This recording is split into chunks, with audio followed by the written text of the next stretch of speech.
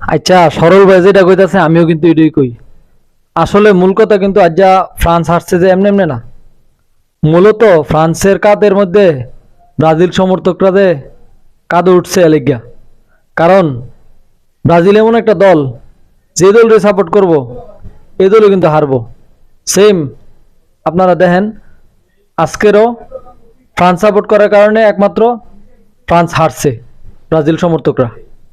তো আমাদের সরল ভাইও দেখেন, আমি যা কইতাছি সেম কথাই কইতাছে। মূল কথাই, ব্রাজিল যারে সাপোর্ট করবো হেই হারবো, এটাই বাস্তব। ওমা ওমা ওমা ওমা, আমি না আসল আলিক কি আমার মধ্যে না আলিক কি বর করছে রে ভাই।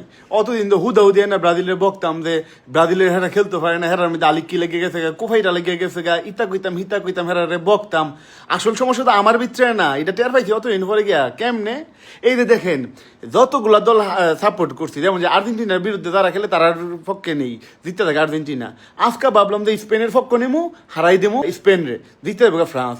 মনে মনে ফ্রান্সের সমর্থন করছিলাম, এই যে স্পেনের জার্সি করছিলাম, ওমা জিতে গেছে স্পেন, ফ্রান্স ঠিকই হেরে গেছে গা। আলিক কি তো আমার ভিতরে না বর করছে রে ভাই। কি কইতাম, কারে দোষী, কারে গিয়ে বহি আমি। এই যে একটা কথা আছে না যে এক বেটা খালি গুয়ের গন্ধ পাই, গুয়ের গন্ধ পাই দিকে চার দিক বিচারে লিতেছে, আরে গুড়া কই রে, গু কই গু কই। বেটা বিচারতে বিচারতে গু আর পাই না, শেষ পর্যন্ত বাইর হইলো যে গু বেটা আসলে নাকের মধ্যে লাগিয়ে রইছে, আশেপাশের থেকে গন্ধ হয় না, নাকের আগার থেকে গুয়ের গন্ধ রাইতাছে। এই আমার সমস্যা তো এইটা, সাইড দিক দিয়ে সবাই গাইল লইতাছি, হেরা খেলা পায় না, হেরা আলিক কি হেরা এই করে এই করে। সমস্যা তো আমি আর না, আমি তো সাপোর্ট করি, তারা না হেরা জায়গা।